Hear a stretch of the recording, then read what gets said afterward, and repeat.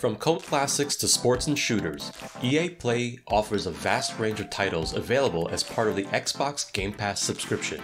Building off of the Xbox Gamepass video, I thought it would be interesting to take a deep dive into the available titles included with EA Play. So in today's video, we will be checking out a selection of 10 EA Play games covering multiple genres and spec requirements running on the Win600. And as always, in our gameplay videos, all the settings, frame rates, and tools, if needed to hit those targets, will be detailed in the description down below. So sit back, brew yourself a cup of tea. My name is Rob, and this is the Retro Tech Dad channel.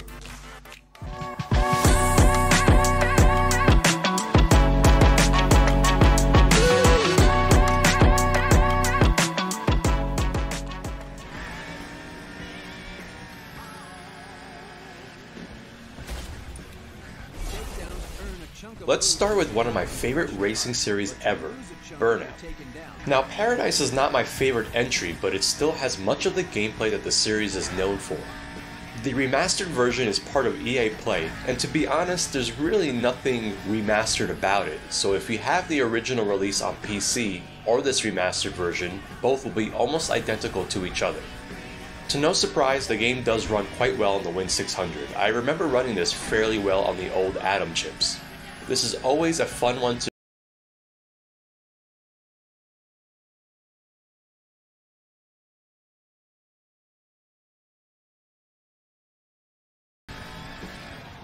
The atrium.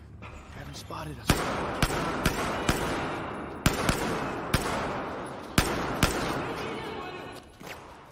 The next game is going to be the first shooter that I feature in this video and one of many Battlefield games that are offered as part of EA Play. I decided to pick the middle ground and go with Battlefield 4 for my testing.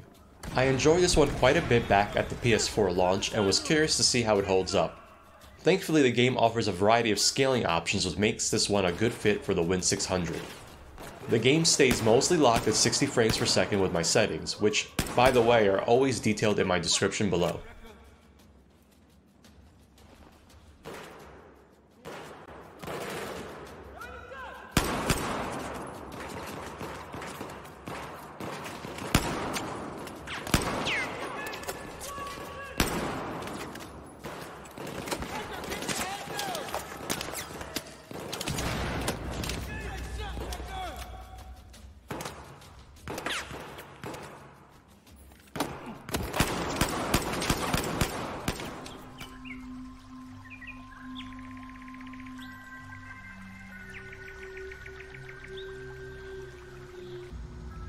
I was always a fan of the original American McGee's Alice, and was so excited when they announced a sequel to it so many years later.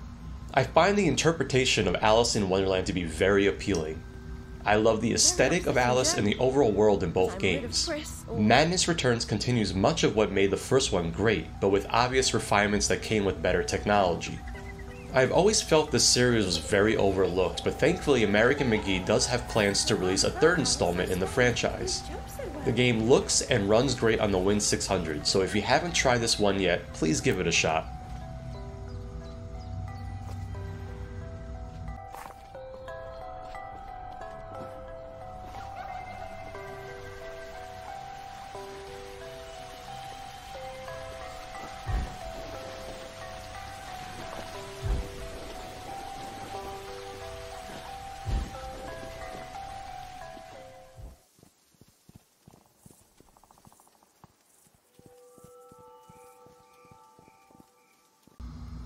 For my next entry, I do not have much experience with, but I have always been intrigued by it. I decided to give it a shot on the Win600 and try something new to me. Fea is the first game part of EA's original series, which was created to promote indie games. Created by Swedish studio Zoink, the gameplay has often been compared to games like Journey and Shadow of the Colossus. I have only about an hour into this one, but have enjoyed what I experienced. Visually, the game is stunning and does very well on the Win600.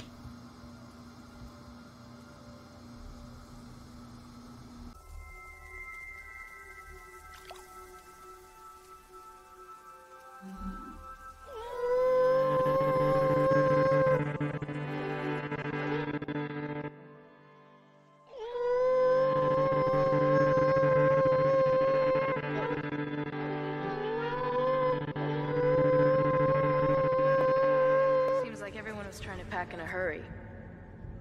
There should be a security detail here. I think I will say that this next one is my favorite game on the list, and one I was most excited about running on the Win600. Dead Space is a third-person action horror game that puts an emphasis on narrative with high production values, especially considering the time of release. Being able to play a game on the level of Dead Space on a portable device in bed is something I have definitely dreamt of. The closest was the Dead Space spin-off release for mobile platforms back in the day. Needless to say, I am very excited and looking forward to the remake of Dead Space that is currently in development. Now this one runs at native resolution with high settings, so it's a great performer on the Win600.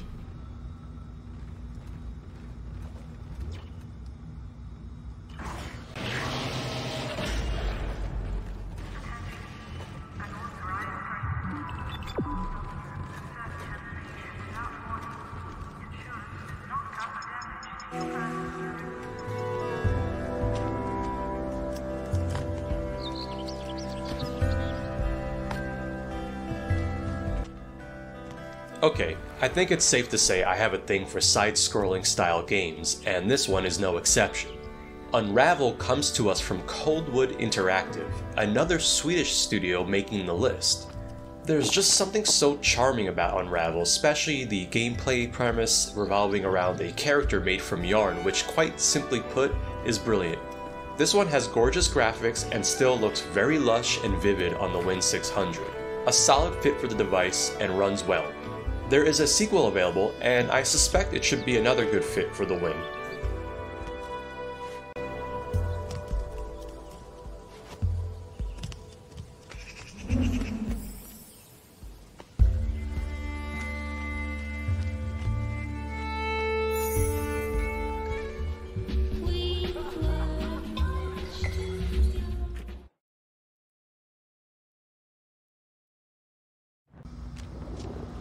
The Saboteur comes to us from one of my favorite studios back in the day, Pandemic. Unfortunately, they were shuttered not long after being acquired by Electronic Arts. They were known for games like Star Wars Battlefront, Destroy All Humans, and Mercenaries. They were putting out quality titles one after another, and the Saboteur was another great game that was very overlooked and at this point forgotten. It's nice to see this one part of the EA Play catalog, as it's a unique title, especially when compared to games of similar nature like Grand Theft Auto. This one is set in France during World War II and has you joining the French resistance to help liberate Paris. The gameplay is what you would expect for an open world game, with some clever elements like having the environments presented in a black and white filter until it has been liberated from the Germans, then restoring it to its natural colors. This one scales fairly well on the Win600 and is a great one to check out if you haven't done so already. They certainly made themselves.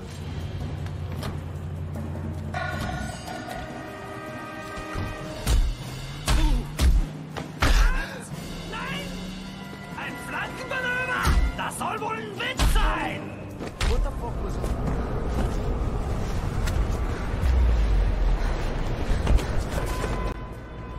I think Electronic Arts has a thing for Swedish studios because this is the third one that I'm featuring on the list.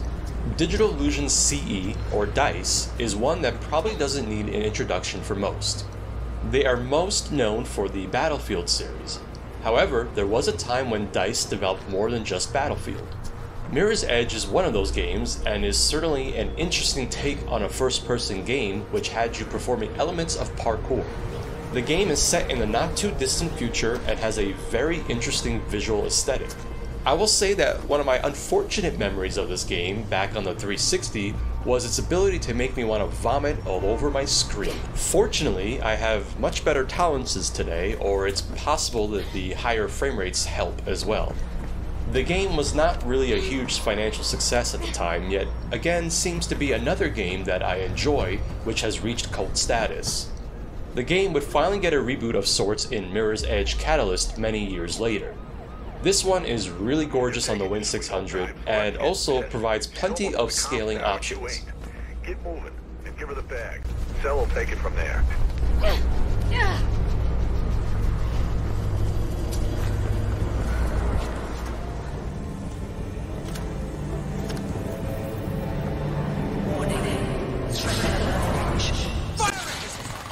Naturally, I needed to know the answer to the famous question, can it run Crysis? And well, I can say that it does run Crysis 3. Developed by Crytek and running on the CryEngine 3, Crysis has always been a benchmark for graphics technology. Crysis 3 features more of the same for the series and is a first-person shooter that features a nanosuit with a variety of cool abilities. The game was a commercial failure for Electronic Arts, and while served as the final game in the trilogy, the series would remain dormant until the remastered trilogy released very recently. The game does run on the Win600, but is definitely pushing the boundaries of the device. But mostly, I just kill him.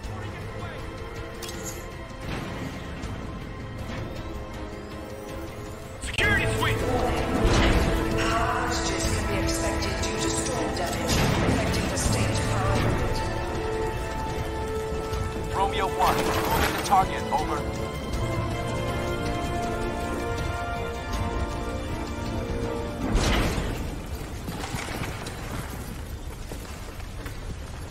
That was a bit messy. The goalkeeper's ball.